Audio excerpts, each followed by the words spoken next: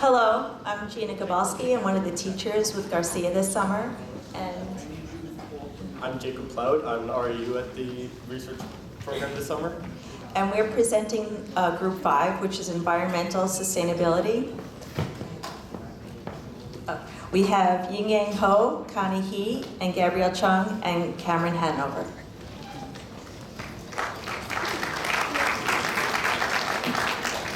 So the common theme between all three of these projects is, controlling keystone species population by non-toxic and environmentally friendly methods.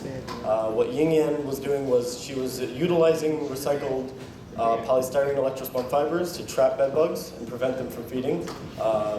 What Connie and Gabby were doing was they were adding titanium dioxide moisturizer cream to prevent them physically from biting humans. And what Cameron was doing was he was determining the different physical properties of scallops in hatchery and wild settings to see how he can effectively transport them into the wild. Here's Ying Yang.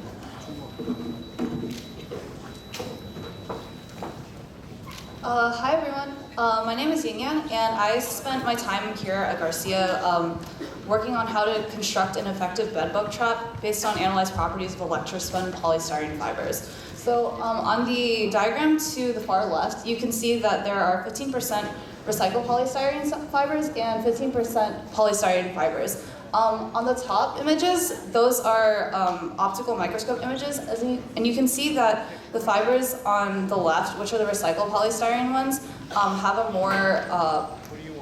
more loopy shape that contributes to trapping the fibers trap the bedbug's legs, as versus to the polystyrene, which have beads and they tend to be a less loopy and less unfit structure.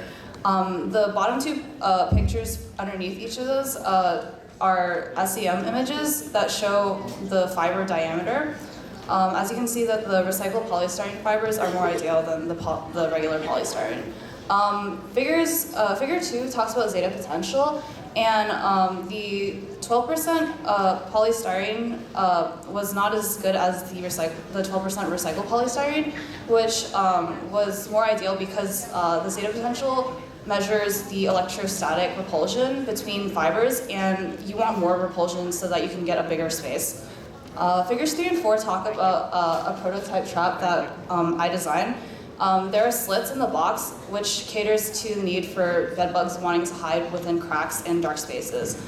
We tested this prototype 2 days ago, and we found out that the bedbugs would climb into the trap and die, and they died in about 2 days. So this is a very viable method of killing bedbugs and trapping them in the future. Yeah, thank you.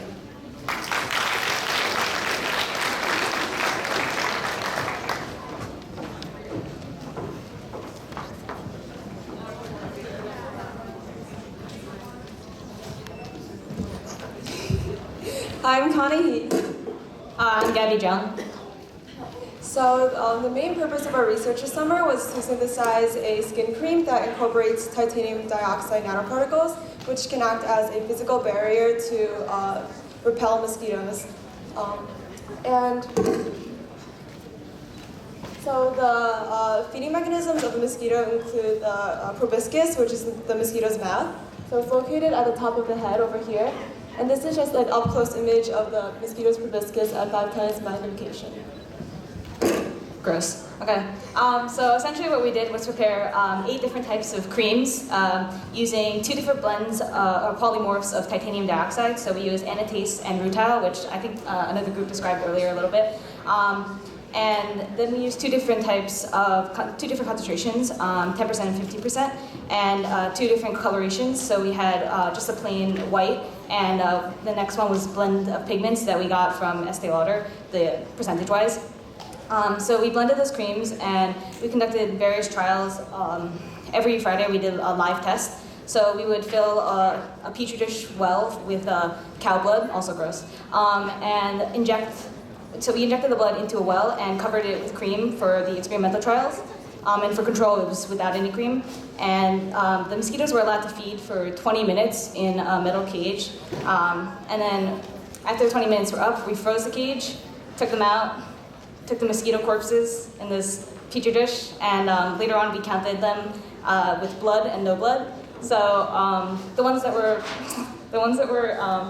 engorged or filled with blood were counted, and a percentage was determined for the feeding rate. Okay. So our results indicated that the control group had the highest average percentage of blood ingestion, which is to be expected. And then after we applied the pure cream without any nanoparticles, the percentage of blood ingestion lowered from 30%, which was the control, to 23%. And then overall, the most effective formulation that could most efficiently repel the mosquitoes was the 10% anatase titanium dioxide, which had a very low feeding rate at 1.09%. So we also use thermal imaging. You can see in the center picture with the rainbow colorations. And this we want to see the thermal gradient, so how temperature varied on the wells with the cream and the control. The center well, so the middle one going vertically is the control, and you can see that it's it's warmer, and the 10% and 15% are surrounding it, so those were covered with cream, and that essentially lowered the temperature of the blood wells. So we also wanted to determine the effect of lecithin on the distribution of the titanium dioxide nanoparticles on the membrane. So over here on the left is the nanoparticles that do not have lecithin, and as you can see, there are a lot of agglomerations of the nanoparticles, leaving many open spaces that the mosquito can easily penetrate through, which is unfavorable. However, after we added the lecithin, there are a lot of it's a much more uniform distribution of the titanium dioxide, so therefore this uniform layer can more effectively act as a protective layer against the mosquitoes. Thank you.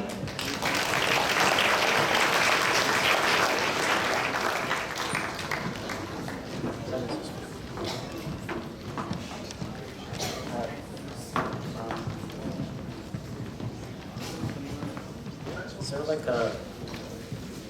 Okay. So, my name is Cameron Hanover, and my project this summer was working on a composite